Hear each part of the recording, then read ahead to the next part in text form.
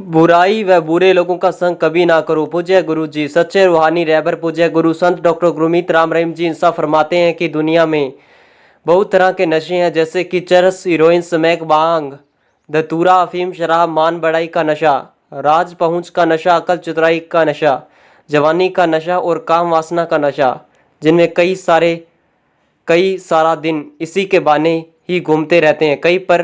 कहीं पर रहते हैं तो यही मकसद बनाकर रहते हैं और अपना सारा कुछ गुल करवा लेते हैं। जब व्यक्ति अल्लाह मालिक की दरगाह में शामिल हो जाता है या वहाँ से जुड़ जाता है तो उसे मालूम होने लगता है कि क्या गलत और क्या सही है। फिर वह दूसरे के कंधे पर तीर रखकर नहीं चल सकता कि फलां आदमी ने कहा इसलिए मैंने बुरा किया, इसलिए वह जिम्मेवार आप हो जाता है। पूज्य गुरु जी फरमाते हैं कि अगर इंसान वचनों पर चले तो उसका जिम्मेवार दयाल हो जाता है। वो उसके हर कर्म को काट देता है, हर कर्म को बदल कर रख देता है।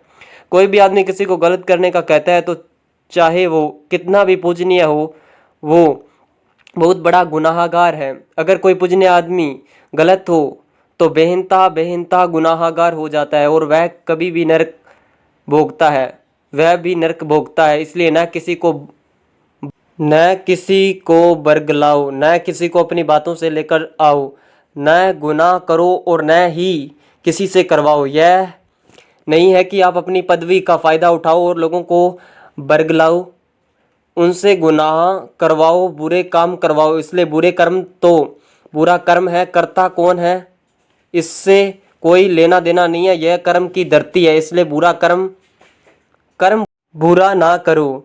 पूज्य गुरु जी आगे फरमाते हैं कि बुरा कर्म कभी ना करो। इस मामले में कभी किसी की ना सुनो, चाहे किसी के कहने पर हो या किसी के साथ हो। बुरा कर्म कभी भी मत करो, वरना दोनों जहां में ठोकरें खाते फिरोगे, कुलों का बर्बाद कर लोगे, बल्कि नेक अच्छे कर्म करते हुए आगे बढ़ते जाओगे। मंजिल आपके लिए तैयार है, दरवाजे खुले हैं, कोई लाख ताला नहीं है। बस कदम बढ़ाते जाओ तो मालिक के रहमो कर्म ही हासिल जरूर कर पाओगे। इसलिए ध्यान दो, कर्मों की तरफ ध्यान दो, उन विचारों की तरफ जो संत आपके लिए दिलो दिमाग में जान में पैदा करते हैं।